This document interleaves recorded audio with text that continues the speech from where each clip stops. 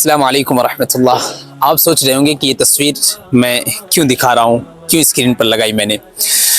यकीनन सोचने की भी चीज़ है।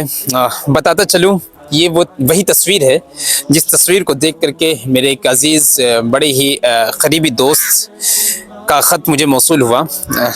मौसूफ़ लिखते हैं कि माशाअल्लाह तबारकल्लाह, ये तस्वीर सिर्फ़ एक लम्हा नहीं बल्कि इल्म, रफ़ाक़त और इखलास की हसीन कहानी समेटे हुए है।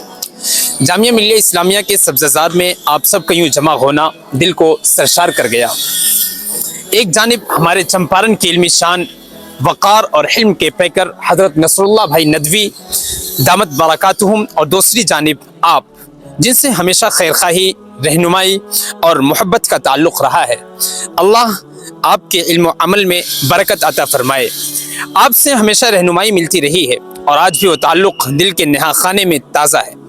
नसरुल्लाह भाई के पहलू में जो रफ़ीक़ मुहतरम तशरीफ़ फरमा है, नाम ज़हन में नहीं आ रहा मगर चेहरा कुछ मानूस सा लगता है। कभी अरबी के कुतुब खाने में, कभी उर्दू के गोशे मुताले में और कभी बालाई हाल के मुतमदीन के दायरे में मुलाकातें रहीं। वो हमारे सानविया सानिया अलिफ के साथी अफ़ान या तबरेज़ में से किसी एक के सरपरस्त हैं। वहीं से पहचान की एक लतीफ़ सी डोर बधी हुई है। वो ज़माना जामिया इस्लामिया मुज़फ़्फ़रपुर आज़मगढ़ का यादों की एक रोशन फसल बनकर अब भी दिल में ताज़ा है।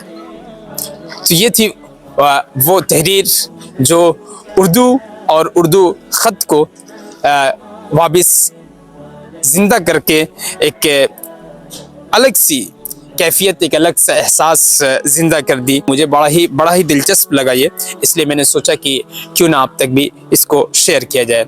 ठीक है, जज़ाकुमुल्लाह, अस्सलामु अलैकुम व रहमतुल्लाहि व बरकातुहू।